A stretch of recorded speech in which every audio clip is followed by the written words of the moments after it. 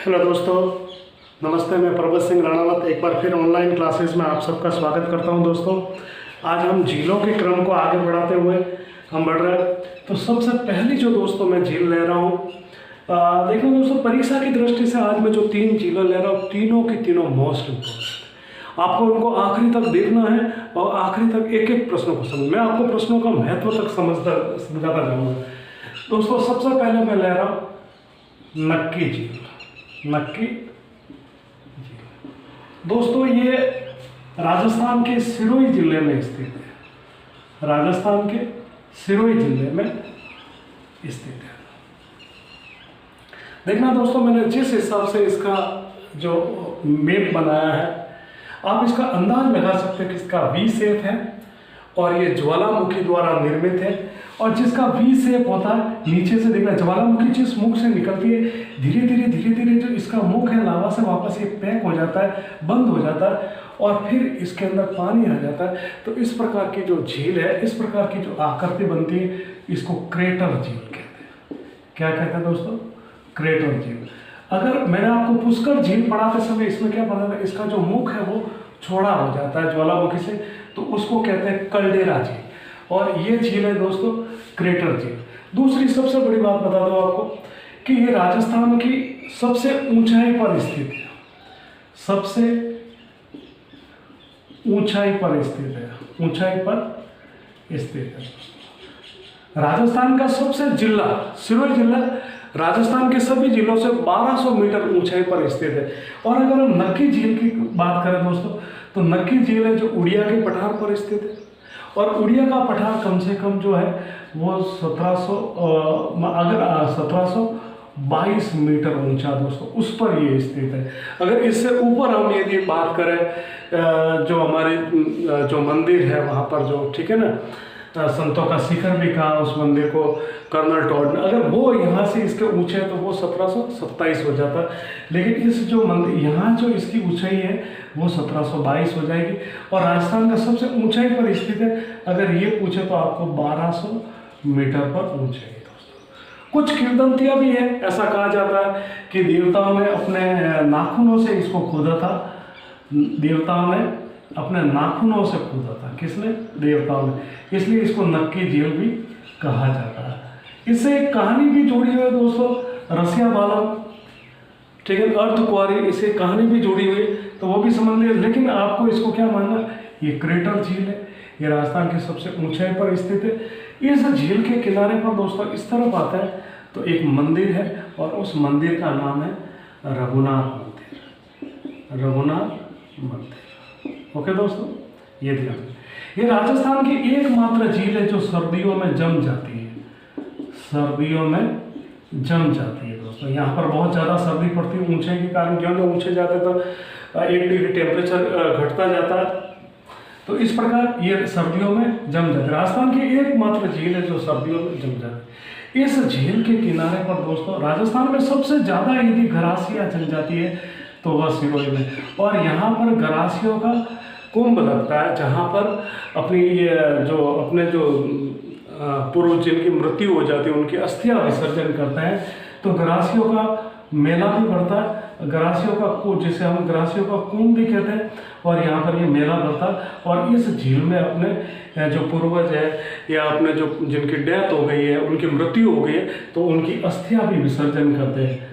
अस्थियां भी विसर्जन, ये इन अस्थियों को दोस्तों सौड़ी कहते हैं कि सौड़ी का विसर्जन करना है मेले में जो होता है।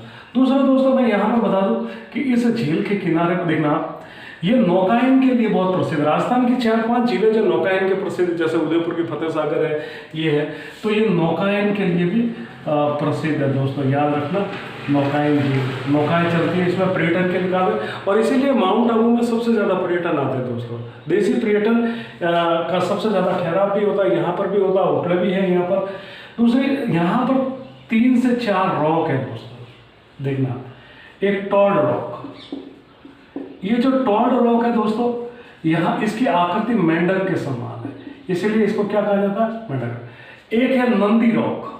क्या नाम है? नंदी रॉक, जिसको बैल, वृषभ, सांड इसकी आकृति के कहते हैं। एक है दोस्तों नन रॉक।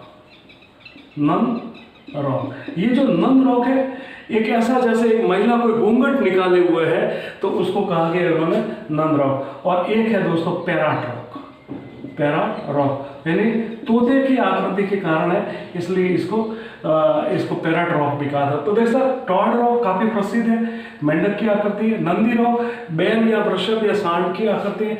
नंद रॉक यानी एक महिला घूंघट की आकृति, मतलब एक पत्थर की ऐसे चट्टान है जैसे ऐसा लग रहा है कि वो घूंघट निकाले हुआ है। एक पैराट रॉक है जो तोते के समान है। रघुनाथ मंदिर है दोस्तों इसके किनारे। क्रेटर झील है, राजस्थान की सबसे ऊंची है, देवताओं के नाखूनों से खोदी गई। देखना दोस्तों इस झील के किनारे पर एक बहुत बड़ा प्रसिद्ध मंदिर है, आदिनाथ का मंदिर, आदिनाथ का मंदिर या इसे विमल साई मंदिर भी कहते हैं जो इस झील के किनारे पर। तो ये दोस्तों इसकी जो बड़ी बड़ी जो विशेषता थी आपको याद रखना, प्रश्न आपको यहीं से पूछा जाएगा दोस्तों। एक बार फिर ले लेता हूँ, कहाँ पर स्थित है नक्की झील? सिरोही में स्थित है। ये 1200 मीटर की ऊंचाई पर स्थित है। सिरोही जिला 1200 मीटर पर स्थित है। अगर ये झील पूछे किस पठार पर है तो ये उड़िया के पठार पर है। उड़िया का पठार कहाँ? सिरोही पर उड़िया का पठार और एक आबू का पर्वत। देखना दोस्तों आबू का पर्वत और उड़िया के पठार, ये उड़िया का पठार भी कहते हैं और यहाँ पर आबू का पठार भी है, आबू का पठार भी है। दोनों में से कुछ भी आ जाए तो आप ध्यान रखना, विशेषकर उड़िया का पठार महत्वपूर्ण है। ठीक है दोस्तों, तो सबसे ऊंचाई पर झील है, क्रेटर झील है क्योंकि इसका निर्माण किससे हुआ है? ज्वालामुखी से हुआ है। किंवदंतियों के अनुसार ऐसा कहा जाता है कि देवताओं के नाखूनों से खोदी गई है। सर्दियों में ये जम जाती है दोस्तों। ओके, और ये राजस्थान की सबसे गहरी झील भी है। ये राजस्थान की सबसे गहरी झील है यानी 125 फीट गहरी है। गहराई का कारण क्या है दोस्तों? ये ज्वालामुखी द्वारा निर्मित है और फिर इसका मुख बंद हो गया, पानी जम गया, पानी अंदर बढ़ता रहता है दोस्तों। तो इस कारण ये राजस्थान की सबसे ऊंची भी है, सबसे गहरी भी है, क्रेटर झील भी है। गरासियों की अस्थियां भी विसर्जन करती है, उड़िया के पठार पर स्थित है। यहाँ पर टॉड रॉक है। देखना दोस्तों कुछ गुफाएं भी है इसके पास में। यहाँ अगर हम बात करें तो देखना राम गुफा, कौन सी गुफा? राम गुफा। 3 गुफा, एक हाथी गुफा, कौन सी गुफा? हाथी गुफा, और एक चंपा गुफा, चंपा गुफा। तो ये दोस्तों 3 बड़ी, इसके किनारे पर 3 गुफाएं भी है। तो ये बड़ी बड़ी विशेषता है परीक्षा की दृष्टि से जो आप याद रखना दोस्तों। ठीक है दोस्तों, अब चलते हैं हम इसके अगली जो इसका जो अगली हम लेते हैं झील, वो है दोस्तों गैप सागर या गैप सागर। डूंगरपुर के अंदर बहुत महत्वपूर्ण झील है दोस्तों गैप सागर। गैप सागर कहीं कहीं पर आपको गैप सागर भी लिखा हुआ, गैप सागर। ओके दोस्तों, ये झील है गैप सागर। कहां पर है दोस्तों? डूंगरपुर। कहां पर है? डूंगरपुर में। याद रखना आपको परीक्षा की दृष्टि से बहुत मोस्ट है और कभी कभी सीधा इतना सा पूछा जाता कहां पर है तो डूंगरपुर। ओके दोस्तों, इस झील का जो निर्माण है, निर्माण वो वहां के महारावल गोपीनाथ ने करवाया था। किसने करवाया था दोस्तों? गोपीनाथ ने करवाया था। महत्वपूर्ण है, यही पूछा जाता, ज्यादातर यही पूछा जाता। इस डैम को एक दूसरा नाम भी है, इसको एडवर्ड सागर भी कहा जाता है, एडवर्ड सागर भी कहा जाता है दोस्तों। याद रखना दोस्तों। नंबर 1 डूंगरपुर हो गया, इसका निर्माता कौन हो गया? गोपीनाथ हो गया। इसको एडवर्ड सागर भी कहा जाता है। देखना दोस्तों, यहाँ के एक शासक हुए थे जिनका नाम था उदय सिंह। क्या नाम था? महारावल उदय सिंह। इस उदय सागर ने यहाँ पर उदय विलास, उदय विलास और एक मंदिर बनाया था यहाँ पर। वो मंदिर था गोवर्धन मंदिर, गोवर्धन मंदिर। इन दोनों का निर्माण किसने करवाया था? उदय सिंह ने। ओके दोस्तों, झील का निर्माण किसने करवाया था? गोपीनाथ ने करवाया। देखना दोस्तों, इस झील के किनारे पर यहाँ पर एक स्मारक है, विवेकानंद का स्मारक, विवेकानंद का स्मारक। ओके दोस्तों, इस झील के किनारे पर राजा बलि का भी स्मारक है, राजा बलि। और यहाँ पर एक फतेहगढ़ी भी बना हुआ, फतेहगढ़ी भी बना हुआ। दोस्तों याद रखना, राजा बलि है, विवेकानंद का स्मारक है, फतेहगढ़ी भी है। इस झील के किनारे देखना दोस्तों एक बादल महल, देखना दोस्तों बादल महल की जहाँ तक बात बता दूँ, राजस्थान के बादल महल एक जैसलमेर में है। कंपटीशन की दृष्टि से अगर पूछे बादल महल कहाँ, तो आपको जैसलमेर राइट करना। एक बादल महल रणथंभौर में है, एक बादल महल यहाँ पर भी है। अब दोस्तों कहते हैं कि बादल महल कहते किसको, तो आज के ज़माने में तो आपको कूलर मिल जाते हैं, एसी मिल जाते हैं, लेकिन प्राचीन काल में महारानियों के लिए और राजा के शयन कक्ष होते थे, तो उसमें क्या कहते थे, ये कक्ष हवा के लिए खुला होता था, फिर ये छोटा होता था और फिर ये छोटा होता। इनकी दीवारें बहुत छोटी छोटी होती थी, जो गर्म हवा टकरा टकरा के ठंडी हो जाती थी, और अंत में जो यहाँ पर कक्ष होता था वो राजा रानी। तो हवा यहाँ से बड़ी दीवारों से टकराने के फिर अंदर जाते पहुँचते पहुँचते ठंडी हो जाती थी, इसलिए इनको बादल महल के नाम से पुकारा जाता था। तो ये तो इसकी विशेषता होती थी कि बादल महल क्यों कहते थे। इसका मतलब ये नहीं कि ये इतने ऊंचे ही होते थे कि या बादल इसके अंदर आके थे, ऐसा कुछ भी नहीं था। इनकी विशेषता थी गर्म हवा को ठंडी हवा कहते, इसको बादल महल के नाम से पुकारा जाता था। एक दोस्तों दूसरा आपको यहाँ पर बता देता हूँ मैं आपको कि महारावल दोस्तों ये जो सॉरी यहाँ एक हल्की सी चूक हो गई, ये महारावल जो गोवर्धन मंदिर है वह महारावल पूंज ने बनाया था। किसने बनाया था, महारावल पूंज ने बनाया, और इन्होंने उदय विलास बनाया था और एक मंदिर बनाया था दोस्तों, उसका नाम था राज राजेश्वर का मंदिर। कौन सा दोस्तों, मैं यहाँ लिख लेता हूँ। उदय सिंह ने दो मंदिर, एक उदय विलास बनाया, एक राज राजेश्वर का मंदिर बनाया था। ये उदय सिंह ने उदय विलास और राज गोवर्धन मंदिर जो बनाया था वो महारावल पूंज ने बनाया था, जो डूंगरपुर के ही शासक थे। अब देखना दोस्तों मैं यहाँ पर जो कुछ ऐतिहासिक घटना बता रहा हूँ, देखना गौरी बाई का की छतरी है, गौरी बाई की छतरी। अब ये गौरी बाई कौन थी, तो मैं बता देता हूँ आपको। संत माव जी की शिष्या थी, संत माव जी की शिष्या थी, और इसको वागड़ की मीरा कहा जाता है, वागड़ की मीरा कहा जाता है, वागड़ की मीरा। अब वागड़ की मीरा क्यों कहते हैं, मैंने कहा संत माव जी की शिष्या, तो संत माव जी भगवान श्री कृष्ण की पूजा करते थे और ये उनकी शिष्या थे, इसलिए इसको वागड़ की मीरा कहते हैं। अगर आपको राजस्थान की राधा कहा जाता तो कौन थी, तो राजस्थान की राधा आ जाएगी, तो आपको वो कौन सा है, मीरा आ जाएगी। अगर आपको राजस्थान की दूसरी मीरा पूछे तो रानाबाई नागौर हो जाएगी। दोस्तों ध्यान रखना मैंने बोला राजस्थान की दूसरा मीरा रानाबाई नागौर हो जाएगी। अब इस झील के किनारे देखना दोस्तों एक नानाभाई खाट, नानाभाई खाट का इसमें। अब ये नानाभाई खाट कौन थे, मैं ये बता देता हूँ। नानाभाई खाट जो मई 1947 के अंदर महारावल ने डूंगरपुर की स्कूलों को बंद, इन्होंने इसका विरोध किया था, ये मारे गए थे। तो ये किस गांव थे, ये किस गांव की घटना थी, पुनावला, डूंगरपुर के अंदर स्थित है। और वहाँ पर इन्होंने जब महारावल ने कहा कि स्कूलें बंद कर दो, इन्होंने विरोध किया, ये मारे गए। इसी के साथ वहाँ पर एक शिक्षक भी मारा गया था जिसका नाम था सेंगा भाई। सेंगा भाई का भी स्मारक यहाँ पर बना हुआ दोस्तों, ध्यान रखना सेंगा भाई का स्मारक। और सेंगा भाई को बचाने के लिए एक लड़की मारी गई थी जिसका नाम था काली भाई। और देखना ये इन सबका संबंध किससे था, मई 1947 में पुनावला हत्याकांड से और शिक्षा से संबंधित था। इसीलिए कालीबाई का स्मारक तो इसी झील के किनारे, और कालीबाई का पुरस्कार भी दिया जाता है दोस्तों, साक्षरता के क्षेत्र में दिया जाता है। तो दोस्तों ये जो बड़ी बड़ी जो इसकी विशेषता एक बार फिर बता दो, देखना गैप सागर या गैप सागर कहाँ पर है, डूंगरपुर में। इसको एडवर्ड सागर भी कहा जाता है। इसका निर्माण किसने करवाया था, गोपीनाथ ने करवाया था दोस्तों। गोवर्धन मंदिर का निर्माण किसने करवाया था, महारावल पूंज ने। उदय सिंह ने इस झील के किनारे उदय विलास और राज राजेश्वर मंदिर बनाए थे। इस झील के किनारे विवेकानंद का स्मारक, राजा बली का स्मारक और फतेहगढ़ी बने हुए दोस्तों। इस झील के किनारे बादल महल बनाया गया जिसकी विशेषता बता दी। गौरी बाई जिसे वागड़ की मीरा कहते वो भी इस झील के। नानाबाई खाट, सेंगाबाई और कालीबाई ये पुनावला हत्याकांड से, और इन तीनों के स्मारक, यानी कि आप स्वतंत्रता सेनानी कह सकते। याद रखना ये बहुत मोस्ट है, कालीबाई का कई बार पूछा गया है, ठीक है।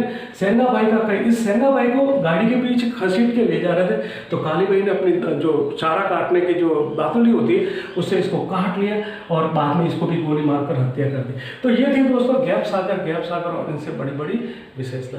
अब दोस्तों एक झील और लेते हैं, मीठे पानी की झील, जिसको हम राजसमंद झील दोस्तों, ठीक है ना, राजसमंद झील।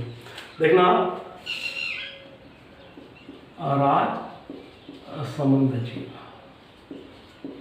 ओके, देखना नंबर 1, ये कहाँ पर है? राजसमंद। ठीक है, ये झील दोस्तों राजस्थान का एकमात्र ऐसा जिला जिसका नामकरण झील के नाम पर है, झील के नाम पर है। ओके दोस्तों, अब इस झील का निर्माण किसने करवाया था? तो राज सिंह ने। किसने करवाया था? राज सिंह ने। कब करवाया था? 1662 में दोस्तों। क्यों करवाया था? इसका कारण है। किस नदी पर करवाया था दोस्तों? तो गोमती नदी पर, गोमती नदी पर। अब मैं आता हूँ इस पर। ये जो झील जो दोस्तों जो चौड़ी है वो 3 किलोमीटर और लंबी जो है 6.5 किलोमीटर लंबी, यानी राजस्थान की दूसरी बड़ी कृत्रिम झील है दोस्तों। पहली कौन सी होगी दोस्तों? जयसमंद। दूसरी कौन सी होगी? भारत की सबसे बड़ी कौन सी होगी दोस्तों? ये होगी दोस्तों। इसी प्रकार जो मैंने दोस्तों याद रखना, जैसे मैंने नक्की झील जो राजस्थान की सबसे ऊंची झील है। विश्व की सबसे ऊंची झील कौन सी है? तो टीटीका का झील है। विश्व की देखना यहाँ पर नौकायन चलता नक्की में, तो विश्व की सबसे ऊंची झील किस में जिसमें नौकायन? तो टीसी भारत की ऊंची सबसे झील कौन सी है? तो दोस्तों सिक्किम के अंदर है। पहले वुलर थी, अब सिक्किम के अंदर है दोस्तों, याद रखना। ठीक है दोस्तों, अब इसको गोमती नदी, तो मैं आपको राज सिंह का जो विवाह हुआ था वो जैसलमेर की राजकुमारी से होता, तो इनको पहली बार ससुराल बुलाया था। तो गोमती नदी इनको जाने के लिए मार्ग नहीं दे रही थी, निरंतर बारिश का समय था, पानी बहुत ज़्यादा था, तो इन्होंने कहा वापस आके इस पर डैम बनाएंगे। तो जब वो वापस आए, डैम बनाए दोस्तों, इसका उद्घाटन में पूरा राजस्थान के राजा महाराजाओं को इकट्ठा किया था। उस समय जब ये बनकर 62 में जब 60 में इसका निर्माण शुरू किया गया था और 62 में ये बन के तैयार किया। जब इसके होम यज्ञ वगैरह किए गए, उस समय कम से कम 40 लाख रुपया खर्च आया था दोस्तों। तो एक बहुत बड़ी बात है, इसके किनारे पर आप याद रखना दोस्तों। इसका जो ये उत्तरी सिरा है, इसके अंदर आप किसी भी चारों दिशा से इसके अंदर 9 सीढ़ियाँ दोस्तों इसके अंदर। ठीक है, चारों दिशा में 9 सीढ़ियाँ है। तो इस कारण इसके जो उत्तरी पाल को, किस पाल को? उत्तरी पाल को, इसकी उत्तरी पाल को 9 चौकी कहा जाता है, 9 चौकी कहा जाता है। ओके, देखना दोस्तों, इस झील की जब नींव की बात आ गई तो ऐसा कहा गया कि ऐसी लड़की होनी चाहिए जिससे बाएं तिल पर मतलब तिल होना चाहिए उसके दाएं। तो इसकी पूरी पता लगाया गया, तो मालवा में एक लड़की मिली जिसका नाम था घेवर बाई दोस्तों, घेवर बाई। इस घेवर बाई ने इसकी नींव रखी थी दोस्तों। बाद में ये यहीं पर बिना शादी किए हुए ये सती हो गई थी, इसलिए इसको कुंवारी सती भी कहा जाता है दोस्तों। इसी घेवर माता के मंदिर पर दोस्तों विश्व का सबसे बड़ा शिलालेख है, 25 काली पट्टिका ऊपर शिलालेख है दोस्तों। ओके, और ये विश्व का सबसे बड़ा, एशिया का सबसे बड़ा, विश्व का सबसे बड़ा, भारत का सबसे बड़ा 25 काले, इसका जो लेखक था वो था दोस्तों रणछोड़ भट्ट था दोस्तों। ओके, और संस्कृत भाषा में लिखा था, और बापा रावल से राज सिंह तक का इतिहास लिखा। ओके दोस्तों, ये ध्यान रखना, बापा रावल से राज सिंह तक का पूरा इतिहास लिखा। सबसे बड़ा शिलालेख है 25 काली पट्टिका पर। किसने लिखा था? रणछोड़ भट्ट ने लिखा। किस भाषा में लिखा? संस्कृत में। बापा रावल से राज सिंह तक का इतिहास लिखा गया था दोस्तों। इसी समय इस झील के किनारे पर राज सिंह ने एक मंदिर दी ना, राज सिंह के मंदिरों का बड़ा संपर्क रहा था। जैसे श्रीनाथ जी का मंदिर की स्थापना कराई, उदयपुर में बोरा गणेश जी के मंदिर के, अम्बा माता के निवास करते, श्रीनाथ के मंदिर।